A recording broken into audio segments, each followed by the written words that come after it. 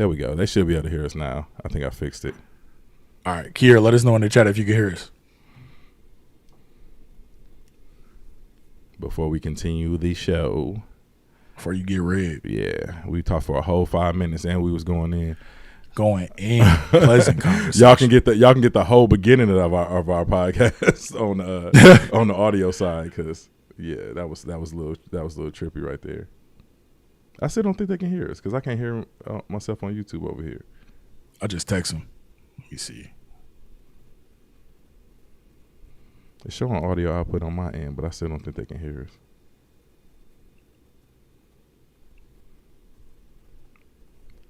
Hold on a second. Let me check on my phone.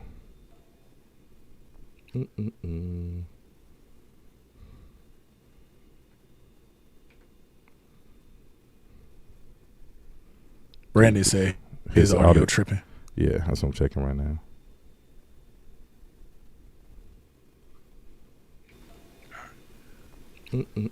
Okay, yeah, we back. We back. All right, we good? Yeah, all right, we good. Bad. All right, where was it? DJ Academics? Yeah, DJ Academics. Man, thank y'all. Appreciate y'all. Brandon said appreciate you, his Brandon. audio tripping. Yeah, I don't know what's right now. I don't know what's going on with that. Our computer crashed. That's why we ended up starting 15 minutes late. But thank y'all for bearing with us as usual. But yeah, I get y'all missed a whole 5 minutes of the show, but we'll have it on the audio side for y'all if y'all want to check out the first 5 minutes. We was definitely going in and didn't realize y'all couldn't hear us. So my apologies. Like I said, we was having technical difficulties earlier today. But back what we were just discussing was this DJ Academic and Meg Thee Stallion incident where they were going back and forth. DJ Academics tweeted out that Meg Thee Stallion that there was no DNA found on Tory Lanez on the gun they used to shoot Meg, and he tweeted that 15 minutes before court started. And once he tweeted that, then it started a whole back and forth between Meg and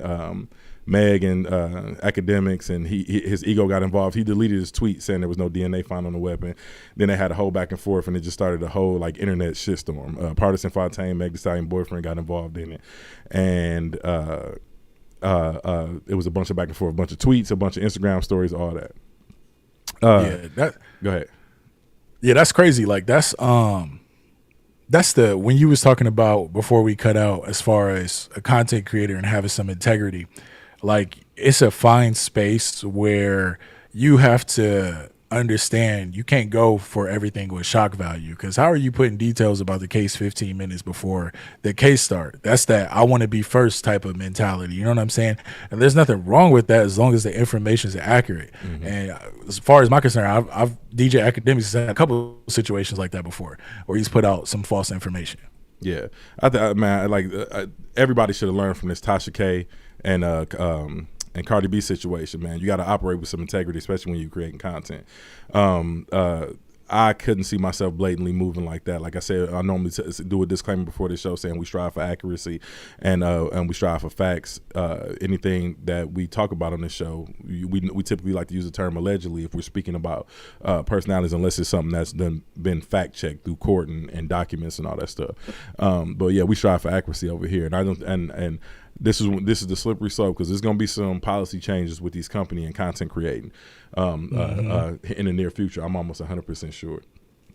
Yeah, especially after the Joe Rogan situation. I think there's definitely going to be some changes, and we've kind of already seen Twitter doing a lot of things with censorship and other social media sites, but it's their platform that we're on, their world we living in and we're producing on. So we're just gonna have to adapt. 100%.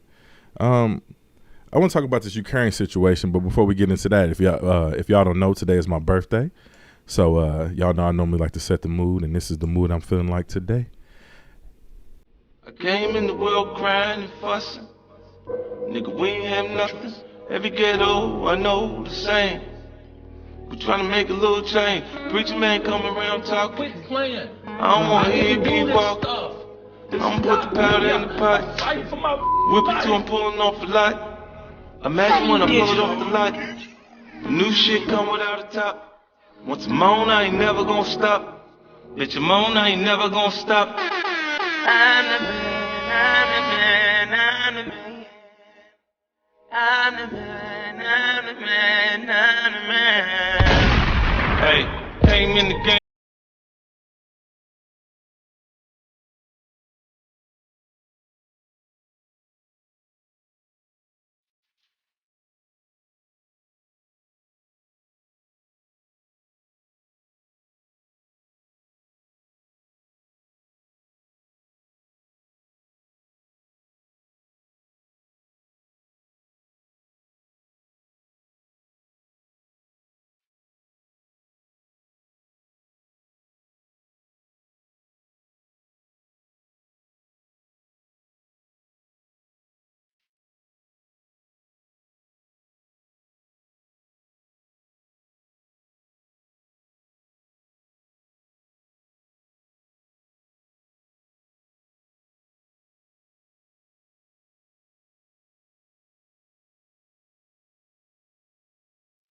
Hope you understand.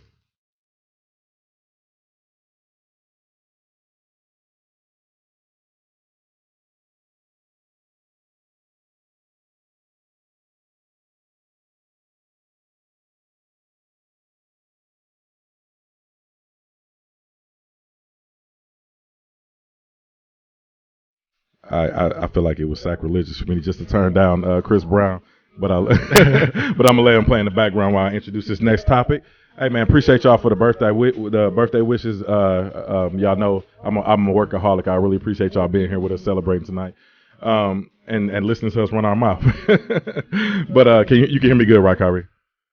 Yeah, I hear you. Okay. Hey, I always got to make sure the music ain't too loud. But anyway, so this Ukraine situation, man. You the local expert on that.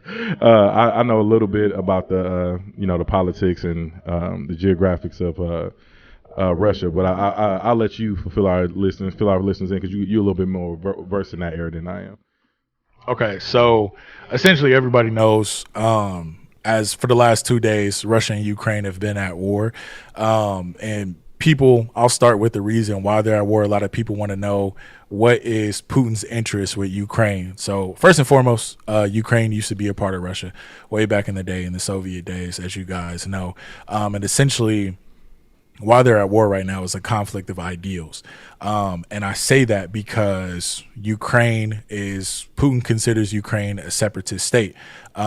He considers them traitors in a sense because they are more so aligning themselves with democracy and what we call democratic ideals, aligning with the West, aligning with the EU and NATO. They're not a country with NATO right now. And that's essentially what he wants to prevent. Putin doesn't want additional European countries being pushed up on their borders and becoming a part of NATO, like Finland, I believe. Ukraine is obviously one. So to add perspective, only 6.1% of the entire world is under a democracy. Everybody else is under an authoritarian form of government. So with that conflict of ideals, Putin doesn't want that. For some reason, he feels it's a threat to Russia and what they have going on. So he decided to invade. And as you guys know, for the last couple of months, he's put troops outside of Ukraine borders, and they said, yeah, we're not invading. He's gaslighted the entire world, basically saying we're not going to invade. We're just doing military drills. We're doing military training. But everybody knew different than that. So Ukraine prepared themselves very well. They've gotten plenty of aid from America. In 2020, we donated $2.2 billion to Ukraine. In December, we donated $200 million to Ukraine. We've also provided them intel on Russian capabilities and what their military is capable of. We've trained their soldiers. So they've got training from our guys on war from, the vets from Afghanistan and Iraq and things like that. So right now they're kind of kicking Russia's ass. If you're paying attention to the war, they holding their own, which is surprising because, again, Russia's military force is way stronger than Ukraine's. Ukraine's is ranked 22 in the nation, while Russia's military is 22 in the world, while Russia's military is ranked number 2. And right now, the rest of the world are kind of looking at NATO. They're looking at the U.S. to see if they're going to intervene. But it's dangerous if any other countries intervene because Putin has said if any other countries get involved, then they'll see consequences like they've never seen before. And he's alluding to possibly nuclear warfare, which Russia and U.S. are the biggest nuclear powers in the world. We don't want that right now. So this situation is very, very dire, but this is what's happening in the rest of the world right now. Yeah, so it's a little weird too because Joe Biden kind of on TV or initially before the war even kicked off, before they started bombing Ukraine, and was talking like tough, like if they do anything, we definitely gonna have to put a stop to it. And now only thing he's talking about is imposing sanctions. All that tough talk went straight out the window. And that's Go ahead. Sorry. No. I just said I didn't like the posturing that we were doing. But you can go ahead if you had any input on that. Yeah. So if my research is not wrong, again, Ukraine's not a part of NATO. So there's not much the U.S. can really do. I mean, we consider them allies, but like I said, we account for 90% of all aid given to Ukraine. I don't like how Biden kind of had those conversations. He had people in his ear and they were talking that talk to try to scare off Russia. But you're not scaring Russia, especially when it comes to Ukraine. They're outnumbered by like 500,000 soldiers. So Putin wasn't trying to hear none of that. And now the rest of the world is looking at the U.S. and the Western countries like, yo, what happened? Where's Germany? Where's the U.S.? You know what I'm saying? Y'all said y'all were going to help Ukraine if this happened. But now it did happen. Where are you guys at? So I didn't like that either. And to me, I feel like that kind of makes America look a little bit weak. I feel like the rest of the world is watching and people are going to take their shots at America because of this. But I want y'all to know exactly how the world is affected by these sanctions. So far with the sanctions, they've done a couple financial sanctions.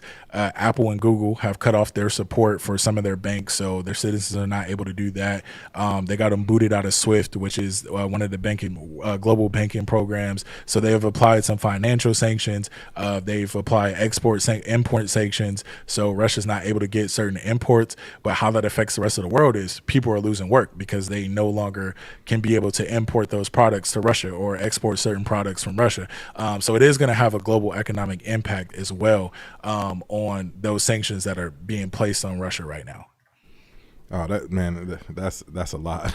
It's a little nut.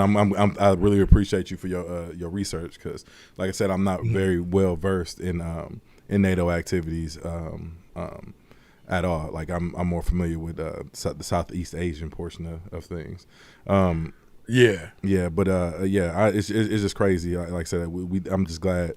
Well, I wish we would have never started that with that posturing. You know what I mean? Like we were going to help defend them, and now we look like utter fools in front of the rest of the world. Right. And my bad. Go ahead. Oh no! I just said I didn't know if any of our listeners had any questions, but Brandon said, "Are we gonna have to tool up?" Brandon and they're going crazy. Right. I don't know. So first off, Brandon already tooled up. Yeah. I don't know if our tool is gonna do anything. Y'all seen? Do y'all know what the military at? I don't know what. I'm getting some feedback, a little bit of feedback. Oh, okay, that's probably me being too loud. You getting feedback? Let me make sure my YouTube is off in the background. Man, we just all over the place today, but no, man, we sorry guys. Yeah, no, I'm not hearing it on my end. Listeners, let it know in the chat if y'all getting any feedback. I'm good now. Okay, yeah, because it was popping a little bit. It might have been a little delay in the internet connectivity. But man, thoughts and prayers out to Ukraine because man, war is never pretty. It's been a lot of jokes being made on the internet. I make some jokes myself, but literally my thoughts and prayers with that country because it's going to be a lot of casualties behind this. Go ahead. It's already been sorry about that. It's already been a ton of casualties.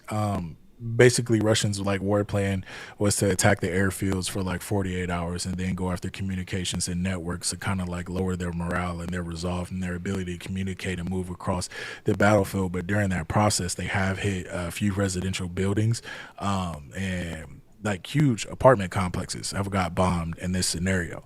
And I want people to really take that to mind because as Americans, we're kind of spoiled in a sense of war. We've never had a long-term conflict in America because our country is so hard to invade. There's a lot of people with weapons. People want to stay away, much like Russia and China. Their populations are too huge. Their geography limits people that can be invaded.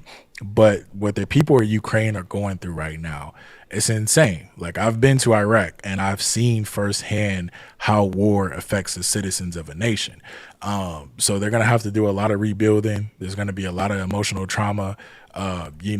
People are still having, I've seen something today where people are giving birth in subways and stuff like that. So their way of living is entirely changed. So my prayers are out to Ukraine. I hope our citizens and people around the world kind of take this seriously. I know it's not much we can do, but kind of provide moral support and stuff like that. But like you said, I kind of wish Biden would have did all that posturing as we're going to like help them out and stuff like that. So I just pray it ends soon. Yeah, straight up.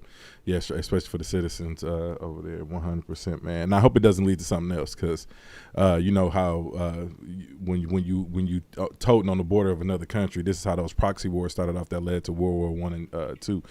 So hopefully this doesn't lead into something greater. I know a lot of us are joking about, it's World War III, and we really don't even understand the ramifications of fighting war and close borders and things of that nature. So.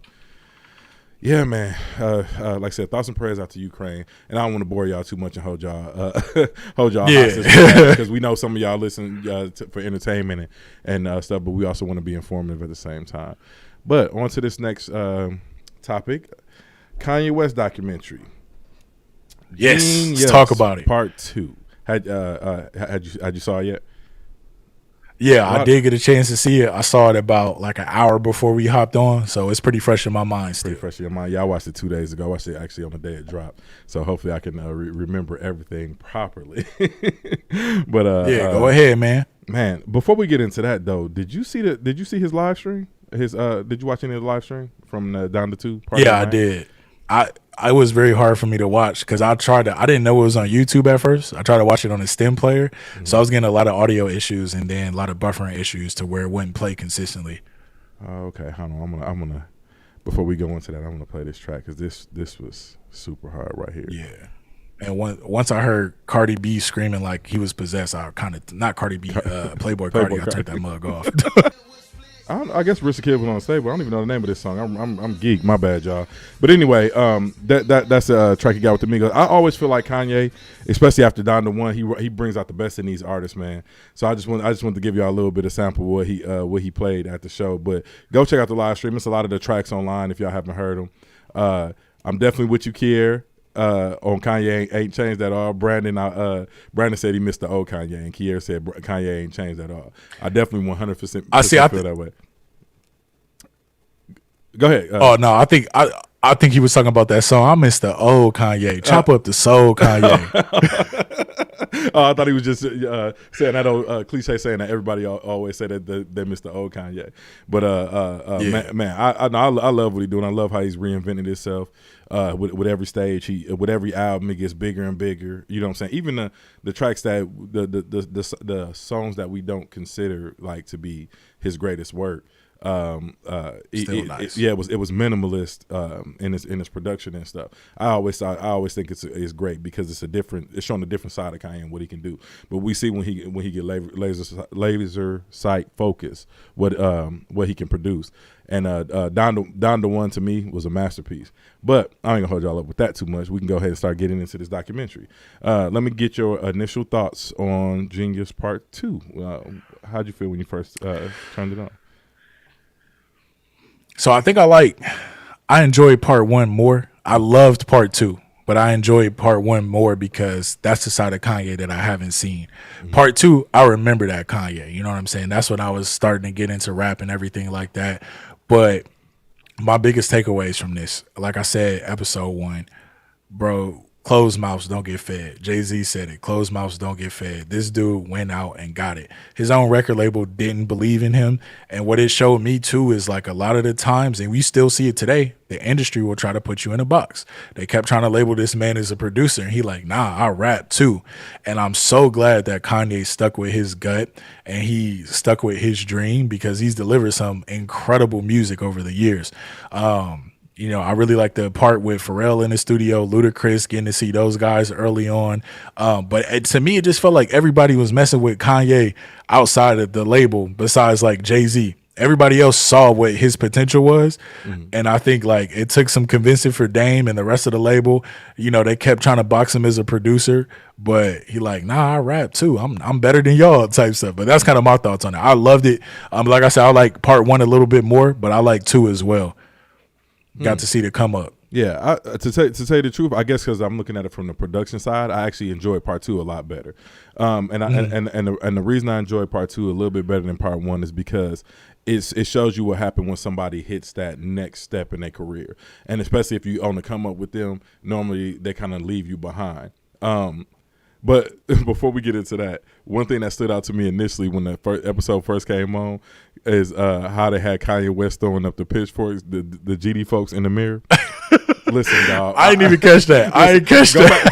Go back and watch the episode, bro. It's like in the first 10 minutes of the episode, he's looking in the mirror. I guess this was after. Was this after his accident? No, it was before his accident. He's in the mirror going like this, throwing up the folks. Dog. I thought it was hysterical, bro. I couldn't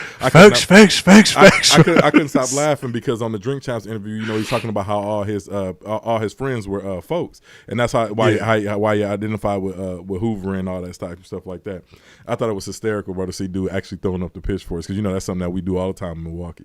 And that's why we resonate with Kanye so much, because I think for me it's the same. Like most of my friends growing up was in that life. I wasn't in that life, but most of my friends was GDs. Yeah. But you know what I'm saying? Like Kanye being a Midwest kid and us being Midwest kids, it's funny to see stuff like that. Yeah. Or when Derrick Rose did it, you'd be like, look at Rose, bro. Yeah. Straight up. And it just let you know how close how that Midwest life, how we all pretty much grew up in there in the same circumstances, man. So I honestly thought that was hysterical. That was one of the biggest things that stood out to me. But another thing that stood out is towards the end of the episode, we see Kanye West and Cootie kind of like start to part ways. And so to speak, because Kanye West was elevating his career, he wanted Hype Williams to shoot. Cootie had been doing all the video work for him, and he wanted Hype Williams to shoot the Jesus Walk video. Now, I'm old enough to remember. I don't know if you remember this, Kyrie. When that album came out, he said, "Yeah, I'm doing 3 versions of Jesus Walk." Like he said it, like right. I'm doing 3 versions of the videos. I never knew the story behind those 3 versions. So in the documentary, he literally had Hype Williams shoot the first version of Jesus Walk. He didn't like it. Then he had another director shoot the second version. He didn't like it. And Cootie said it right before it happened. He said, listen, before you go shoot this video, he said, you going to come back to me talking about how they didn't do it right and they didn't capture the vision, and you're going to come back to me wanting to shoot another video. And that's exactly what happened. He came back to Cootie for the 3rd video. So that was the story behind those 3 versions of the video, because I just remember him releasing them as a 3-pack. Like I would turn on MTV one day and have one version on, the next version with the Ku Klux Klan member tracing the burning cross down the hill, only to carry it and catch itself on fire. That one will be on BET some days. You know what I mean? I remember vividly watching those as a kid. Those 3 different versions of the video.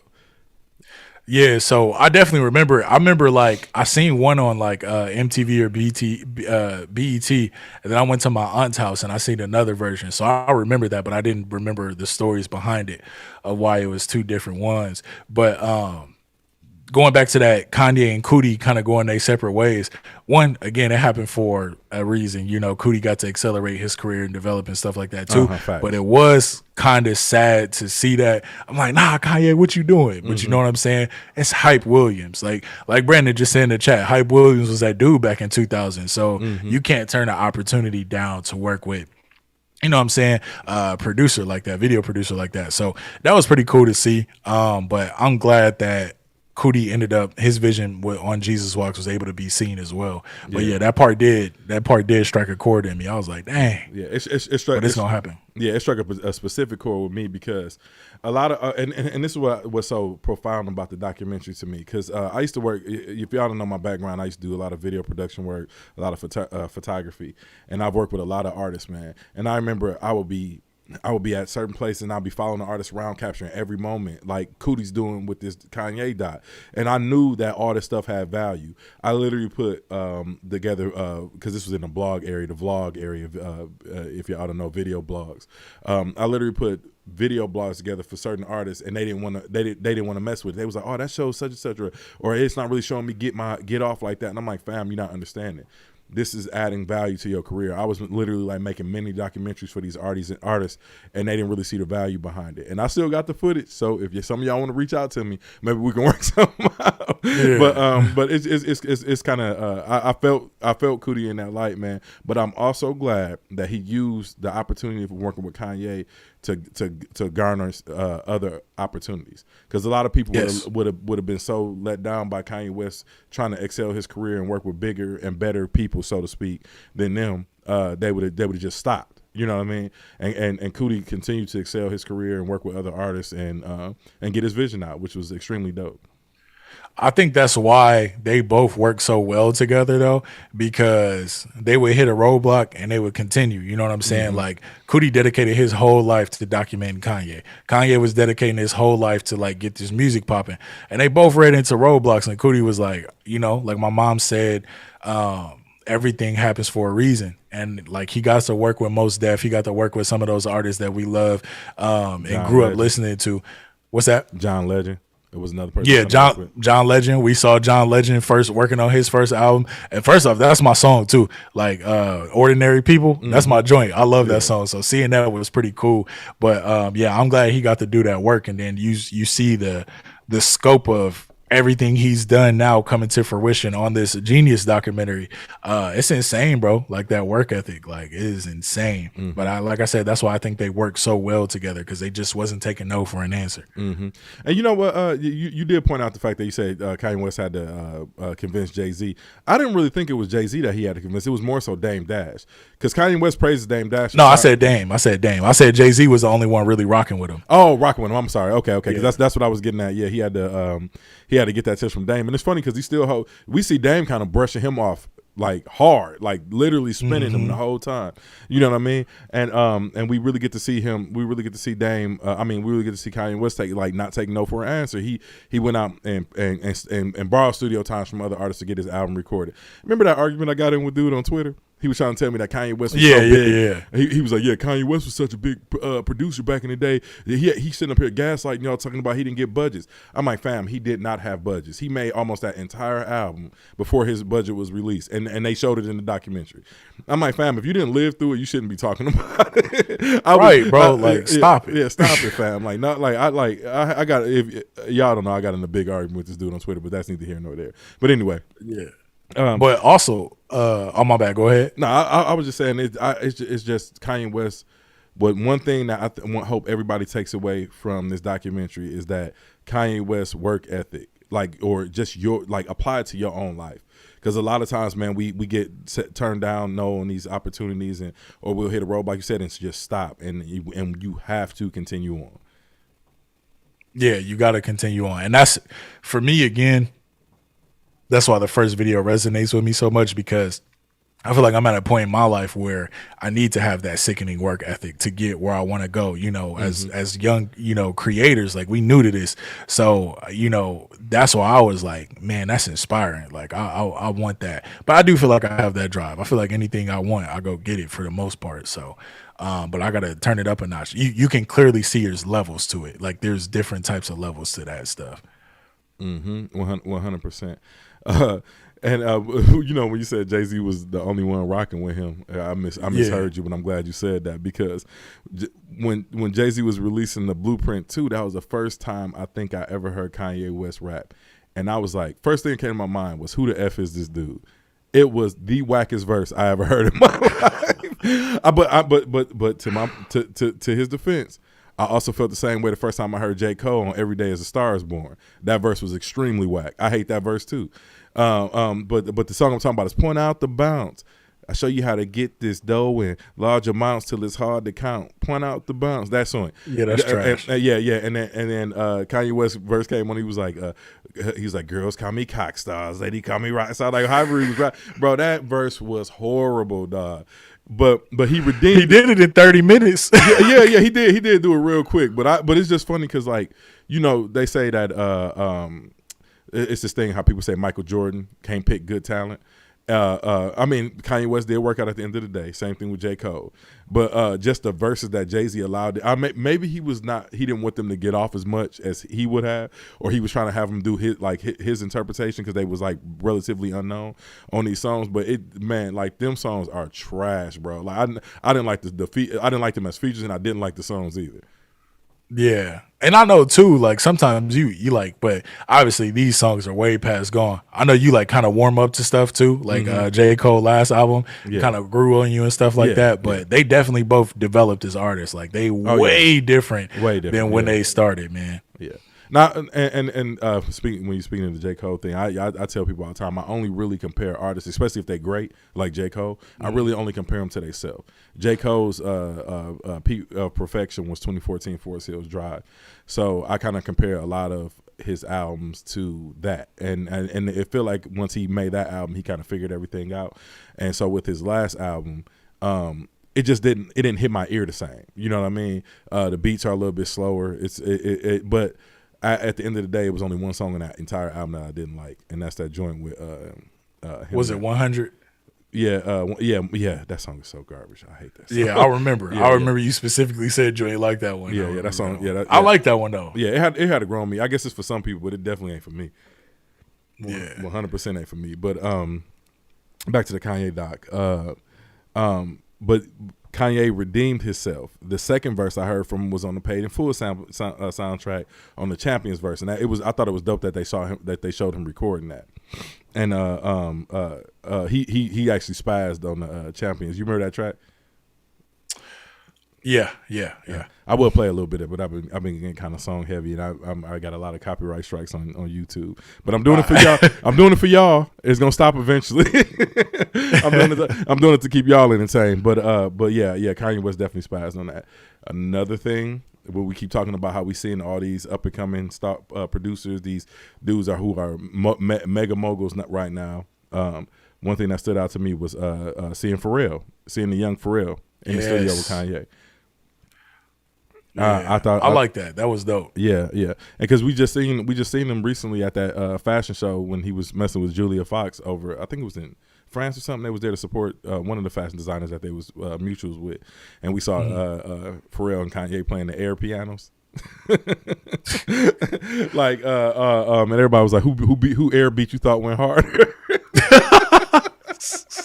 The internet never lets me down. Yeah, the internet's never let me down, man. But to my point, it's just really dope seeing these people, these young greats at that time, because this was 20 plus years ago. You know what I'm saying? About 20, and they still thriving. So that tells you everything you need to know about them. Like still thriving. Yeah, Jay-Z still a monster. Pharrell still a monster. Kanye still a monster. John Legend. He's still nice. Like his name, nice. I haven't listened to his last album as much as I used to listen to his music, but he's still, doing his thing. Mm-hmm. Yeah, it's, like I said, here we go again. It's a commonality with all these artists, that their work ethic. They never stop. They reinvent themselves. You know what I'm saying? Like we clown Pharrell for wearing that Smokey the Bear hat that whole entire time. You know what I'm saying? But it got our attention. It was something to talk about. You know what I mean? And he was still making fire in the process.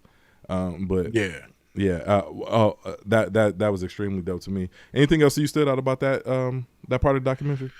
Last thing I wanted to talk about with that documentary was, you remember documentary 1 where his mom said he kind of need a guardian angel. So there was a kind of play on that at the end of episode 2 where Kanye was saying during that time he could have just sat in the hotel, but this music in a sense was his angel. I don't know if you picked up on that, but him creating that whole creative process and him working on this first album, he said that was kind of his, his guardian angel. If he had sat back and he didn't, go with music as hard, I don't think we would, we probably would eventually, but it wouldn't have happened the way it did. But I don't think we would have knew Kanye that soon if he just let that car crash kind of get to him and stayed in a hotel and not really do much, even with his jaw wire shut and stuff like that. He was still putting in that work. So I kind of saw that correlation between those two. Mm-hmm.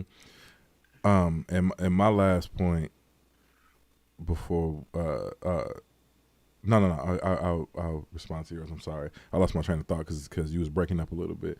But My bad. no, it ain't. It's out of our control at this point. It's all about Spectrum, our service provider, being trash. But his resilience after getting his jaw wire shut was amazing to see. Him rapping through the wire, actually with his jaw wire.